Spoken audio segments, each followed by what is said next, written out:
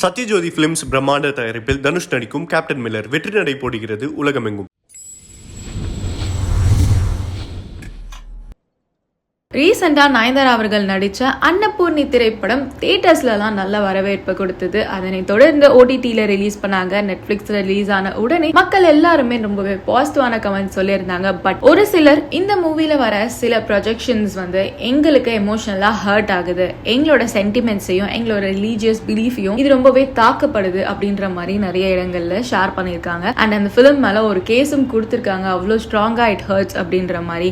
இந்த ப்ராப்ளம்னால OTTல இருக்க அந்த படத்தையும் ரிமூவ் பண்ணிட்டாங்க. சோ சோசியல் மீடியாலயும் சரி எல்லாருமே இத பத்தி பேச ஆரம்பிச்சோன்னு நயன்தாரா அவர்களே முன் வந்து ஒரு அப்பாலஜி லெட்டர் எழுதியிருக்காங்க. அவங்களோட இன்ஸ்டாகிராம் பக்கத்துல ஜெய் ஸ்ரீராம் அப்படின்னு சொல்லி அந்த லெட்டரை ஸ்டார்ட் பண்ணிட்டு, ஹெவி ஹார்ட்டோட இந்த மெசேஜை நான் எழுதுறேன். அதாவது எங்க பிலிம் அன்னபூர்ணி வெறும் சினிமேட்டிக் என்டேவியர் மட்டும் இல்லாம ஒரு ஸ்பிரிட், ஒரு நெவர் கிவ் அப் ஸ்போர்ட்டை உங்களுக்கு இன்ஃபியூஸ் பண்ணும் அப்படின்றதுக்காக மட்டுமே எடுக்கப்பட்ட படம். யார் மனதையும் புண்படுத்துறதுக்கு கிடையாது. ஒரு லைஃப் ஜேர்னில நிறைய விஷயங்கள் வரும். பட் அதை எப்படி ஓவர் கம் பண்றது, எப்படி உங்களோட வில் பவரை இன்க்ரீஸ் பண்றது அப்படின்ற மாதிரியான படமாக இருக்குமே மட்டும் யாருக்குமே ஒரு நெகட்டிவ் மெசேஜ் இன்ஃபியூஸ் பண்ணும் அப்படின்னு சொல்லி எடுக்கப்படல. பட் இதை தாண்டி நாங்க எங்களுக்கு தெரியாம உங்களை ஹர்ட் பண்ணியிருந்தா எங்களை மன்னிச்சிருங்க அப்படின்ற மாதிரி ஹார்ட் ஃபெல்டான ஒரு அப்பாலஜி லெட்டர் எழுதியிருக்காங்க. யாரோட சென்டிமெண்ட்ஸையும் நாங்க ஹர்ட் பண்ணணும்னு நினைக்கல. இந்த விஷயம் எப்படியோ அந்த படம் மூலியமா கன்வே ஆயிருக்கு அப்படின்னும் போது நாங்க ரெஸ்பான்சிபிலிட்டி எடுத்து அதுக்கான அப்பாலஜி நாங்க கேட்டுடுறோம் அப்படின்ற மாதிரி சொல்லியிருக்காங்க. அண்ட் அது மட்டும் இல்லாம ஃப்ரீக்வெண்டா டெம்பிள் விசிட் பண்ற